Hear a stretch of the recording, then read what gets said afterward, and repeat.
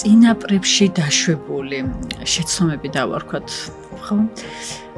შეიძლება შვილიშვილს მოჭრას დიახ, ამას ეწოდება ეპიგენეტიკა. შვილიშვილმა შეიძლება ეს ერთ სეანსში შეცვალოს რეალობა. დიახ, აი რა გამოასწოროს ცოტა ფანტასტიკის მსგავსია ეს ყველაფერი, მაგრამ მე მჯერა. როგორია აი ორი ფსიქოლოგი ოჯახში არ მანიპულირებთ ერთმანეთით, ხო? ადვილად აზრიც არ აქვს, ეგრევე ამოიცნობთ ერთმანეთის მანიპულაციას. დრო არის დაჩქარებული და ის გახანგრძლივებული თერაპიები გახანგრძლივებული არ არის აუცილებელი. აი ხომ გეუბნებით, რატომ ქვიან სწრაფი პერსონალური გარდაქმნა, რომ ძალიან მარტივად ხდება ადამიანის გარდა